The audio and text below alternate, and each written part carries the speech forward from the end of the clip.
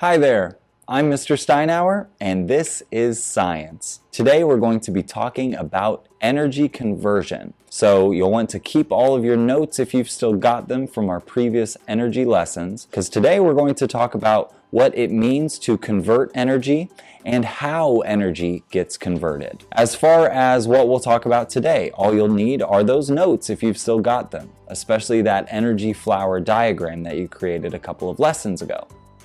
Other than that, you're just going to need a piece of paper or something to write on and something to write with to help you keep track of any notes that you'll be taking around energy conversion or converting energy. At the end of our lesson together, I'm going to ask you to find 3 ways that energy is converted. So for that reason, you might want to be writing down what we talk about. That'll help you when you're done here. So let's go ahead and jump right into it. Before we get into what energy conversion is, what it means to convert energy, let's review this question from our previous lesson. Can energy be destroyed? And a question similar to it, can energy be created? No, energy cannot be destroyed and energy cannot be created. All of the energy that there is in the whole entire universe is here now. And it's the same energy that we've had for billions of years. The only thing that changes about energy is the type of energy that energy takes on. For example, when we stomp into the ground, our energy goes into the ground and changes type. It starts out as kinetic energy and then changes into vibrations. In fact, if you are in an apartment building or in a house and someone's above you, they can convert their stomping into sound energy, sonic energy that you can hear above. That is how energy works. It changes form all the time and it moves from place to place and from thing to thing, but it is never destroyed and it is never created. In fact, we call that the law of conservation of energy. In science, things are only a law when we know them for certain. And the law of conservation of energy states that energy is not created or destroyed. It can only change. So keeping that in mind, the law of conservation of energy, let's start to think about what is conversion. What does it mean to convert energy? So we know energy isn't going anywhere, just changing form. So that brings us to the how. How do we transform energy or change from type to type? We do that through conversion. If transforming is the what, then converting or conversion is the how. The way that things transform from state to state is in that process of conversion. So going from one kind of energy to another is transforming, and how things transform is through the process of converting or conversion. Energy conversion is how energy is transformed from one type to another.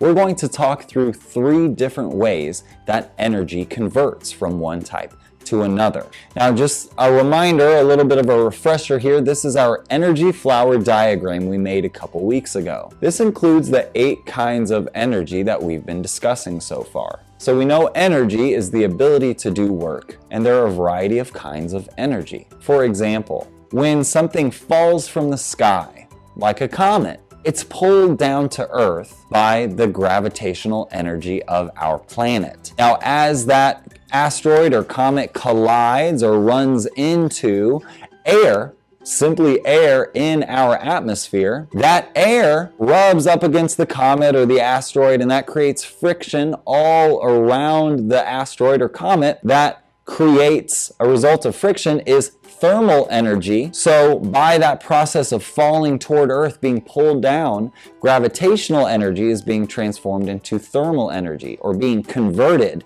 into thermal energy. Often that conversion is so strong from gravitational to thermal that many asteroids or comets will burn up in our atmosphere before they even land on the surface of the Earth. They burn up in the atmosphere because of the conversion of gravitational energy to thermal energy by friction. The first kind of energy conversion that we're going to focus on, the first of our three kinds, is renewable energy. Some energy sources are renewable. They can be converted again and again.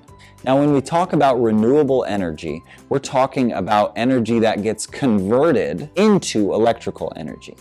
Turbines here. What kind of energy gets converted by a turbine into electrical energy? Wind. More specifically, the kinetic energy of that wind, of wind blowing, the motion energy of wind blowing. As the turbine turns, as the windmill blades turn around from that kinetic energy of the wind, that turning then causes a motor to turn, which creates electrical power.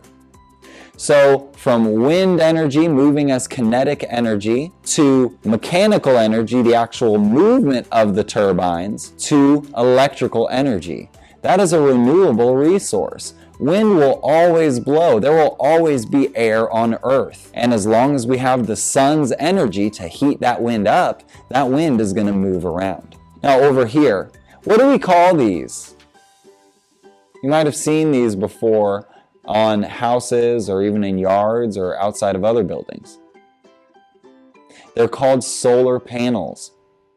Now, solar panels are using another renewable energy source. What's a renewable or reusable energy source that solar panels use?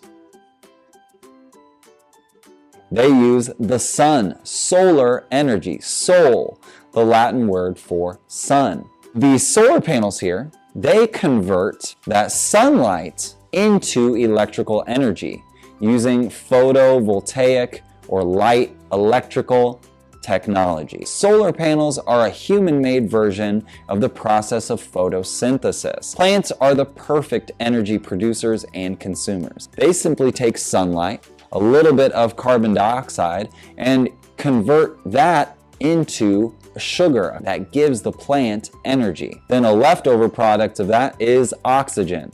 Here though, this is a renewable conversion of energy from solar energy, energy from the sun, that's light energy or electromagnetic energy, and that gets converted into electrical energy, a different kind of electromagnetic energy that we use to power our city or to power our homes. Now, renewable energy sources are perfect. They're great. They don't produce any pollution, and they can be used over and over again. There will always be wind. There will always be kinetic energy in the wind for us to harness for electricity. There will always be sunlight shining on us that we can harness or use for electricity. Some energy sources, in fact, most of the energy sources that we use in the United States are non-renewable. They can only be converted one time.